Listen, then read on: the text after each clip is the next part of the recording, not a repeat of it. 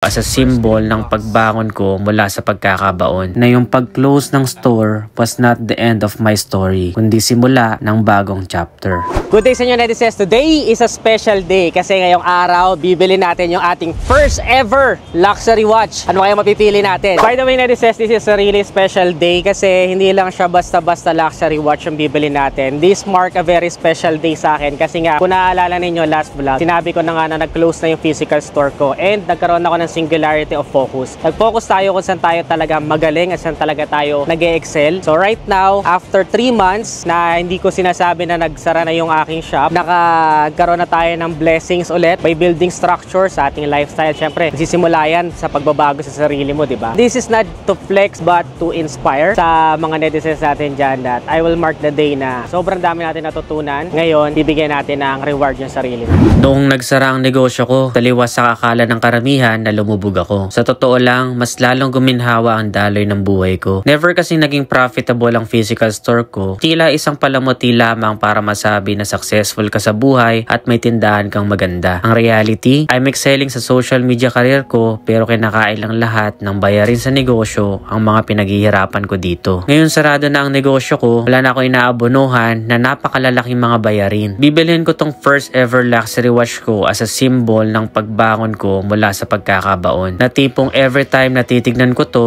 it will remind me na huwag magpabaya at masipagan pa sa buhay. Hindi ko to vlog para ipagyabang, kundi para magsilbing inspirasyon na kaya mo makabawi kahit gaano pa kalalim ang pagkakalubog mo. Kapag nag-focus ka sa main thing mo, kung saan ka magaling, walang imposible. Netizens, gusto ko kayong pasalamatan sa lahat na nagpadala ng messages after nung vlog ko about closing my physical store. Ang dami ko natanggap na empathy at support at sobrang na-touch ako dun. Pero gusto ko rin linawin na yung pag-close ng store was not the end of my story, kundi simula ng bagong chapter. At ito ang mga sumunod na nangyari. Gusto niyo mag-check na Oo, check ko sana muna. Yun!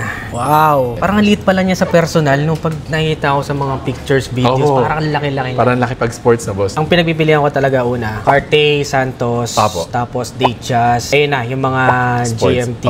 GMT. Nakita ko, ang pinakamagandang mag-hold ng value is yung GMT. Mga GMT po. 2023 to. So, this is discontinued model. Jubilee motif dial po. Pansin niyo yung loob niya, boss. Diamond markers po. Yan po yung 36. Parang pinakasakto. Medyo dressy siya, no? Opo, tama. Parang formal. Kasi magkano yung ganito, boss? 888 po. 888. Sa Datejust po, ito yung nag-hold ng value talaga. Oo nga. Ito pa rin talaga pag original, eh, no? Akala ko kasi dati, pag pare-parehas lang na may tsura niyan, hindi naman kita, eh. Talaga, boss? Parang kung may alam ka sa watches, ma-identify mo rin agad, eh. Ganda, ano, yung bell dun sa personal. Ayun yung mga suot nila Joshua Garcia. Oo. Ito yung mga pang tennis yata to, eh, no, boss? Yes, tama, boss. Submariner. Good for daily, no? Good for daily. Saka silent lang siya, hindi siya masyado screaming. Pero pa yung Submariner. Nag-hold din ng value, eh. Bruce Wayne, eto, boss. Yun, ng Bruce Wayne. Yan, isa sa mga medyo nagpalito sa akin, eh. Yung Bruce Wayne. Kasi sabi ano nga ba yung gusto niyo, boss? Sorry.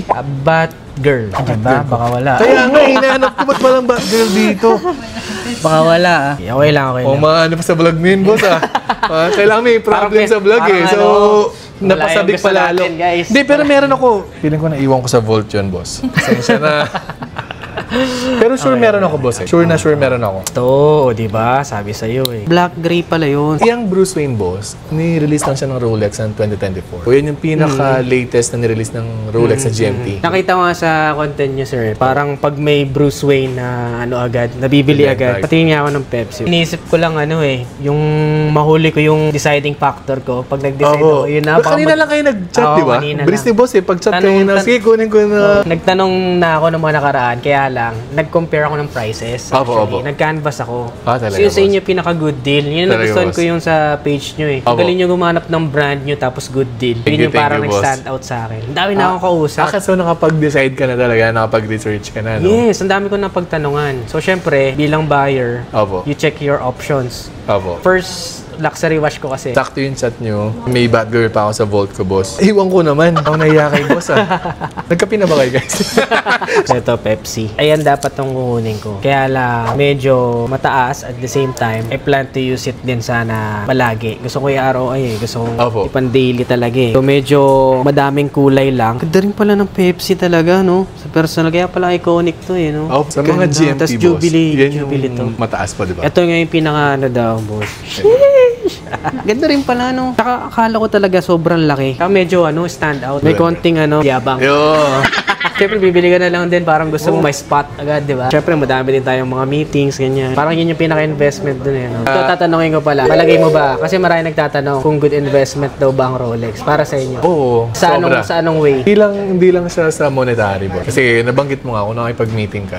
Nakadagdag ng confidence din, boss eh. Number 1, Kahit t-shirt ka lang, no? Oo. Kasi, tsaka minsan nagiging ayun yung start ng communication nyo. Uy, nakaano ka pala. Nag-start ng conversation. Conversation nyo. Based sa experience ko lang. Sa mga clients or sa mga bosses. Minsan maseseryosohin ka. They take you seriously kapag Diba? nakita nila kasi. Pag lalaki kasi, tingin agad. Titignan yung relo. Tsaka hindi kasi ito madadaya. Pag sa parking, titignan yung sasakyan. Pag nakipag-meeting ka naman, Yes, mo lang yung relo. totoo. Di mo naman madadala yung sasakyan mo dun. Oo, totoo. Sa meeting. Boss. Parang sila Johnny Boss na iwanan niya. Batgirl. Hindi, Parang boss, hindi. sinosold niya ako dito sa Pepsi. Hindi. Batgirl yung pinag-usapan namin. Pero solid dyan. Ganon ka busy si boss. Talagang naiwanan niya pa yung deal namin. Kaya nakakainis ako sa sarili ko Yan. Kung gusto mo boss ng datingan na boss din. Ayan, So, ano yan? ayan. Ito yung zombie. Two-tone siya. Parang Ayan po, adjusted na to. Adjusted siya. Medyo masikip yata kay boss. Masikip nga. Daytona ba to, boss? Ito, boss. Panda. Yes, Panda. Ilang millimeters yung Daytona? Same sa GMT, boss. 40mm. 40 din pala. Magkano pala yung zombie, boss? Zombie 1238. 1238. And then yung Bruce Wayne. Bruce Wayne 1188. Mas mataas yung... Mas mataas yung Bruce Wayne ngayon? Or... Yes. Ay, suot mo, boss. Ano yan? Ito, boss, Daytona na. Ganda din yan, Sandas. Ganda rin pala nung Panda. Parang sa akala ko to sobrang laki. Sabi ko parang big time na talaga to. Medyo lumalim ka na konti niyan sa relo. Ganda rin, white dial. Kaya pala. Boss, baka ma-addict ka. Kaya pala boss, pag nanonood ako sa inyo, merong mga customer na bumabalik. Oo, nakaka-hook talaga, boss. Malulungkot kasi yung Batgirl mo, boss. Pag nalagay mo, malulungkot siya sa gabi.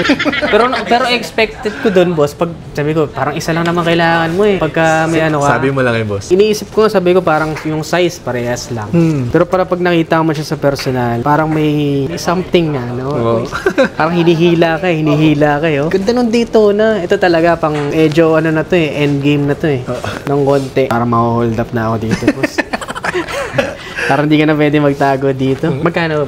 Ayan, boss. 2025 yan. Used twice. Kung makapansin, boss, parang brand new din. Parang recently pinost yun to. Yes. 2025 siya. 1.918. 1.918. Mga brand new yan, halos nasa 2 na rin. Nasa 2 eh, di ba? 2025 din. Bahay at lupa. Grabe, no? House and lot sa list.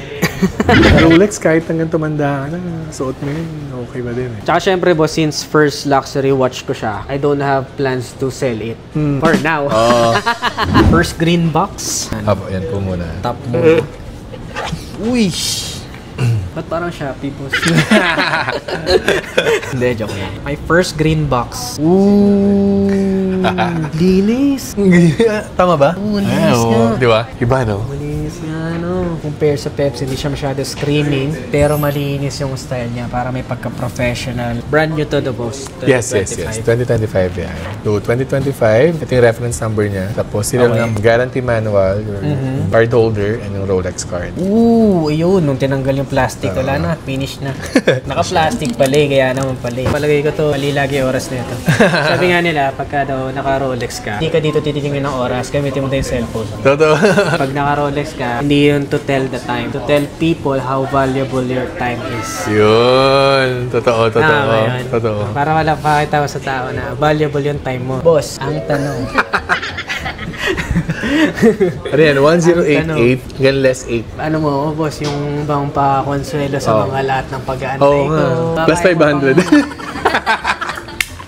Pam-dinner man lang dyan. Sige, boss. Plus ano pa? Less 8 plus less 5 kasi nangyayari na ako sa Sige, okay na ako dun, boss. Gusto magano? 1075 na lang. Okay. Deal. Thank you, boss. Thank you. Pasensya din, boss, ha? Okay lang. Ano ko na yung life story ko kay boss. Oo nga, pero thank you sa oras mo, boss. Dami ako natutunan. Salamat. Para sa 29 years old, ako, ano na ako, boss, eh. Galing mo ha? Well, ano pa lang, medyo... Saktong-sakto, 38. Ayun, ano pa ako ni boss na papulubog So, lang. tanggalin na natin ulit yung 5,000 na discount ha. So yun guys, Sir Jeff Fedato, kung sakali man naghanap kayo ng mga brand new Rolex, and actually may mga iba pa, so mag-request lang kayo, baka may papahanap kayo, kaya niyang gawa ng paraan. Message nyo lang siya sa kanyang Facebook. Thank you, boss. Benta ako ng 3 kalabaw, tapos sinanla ko yung ano namin, palayan.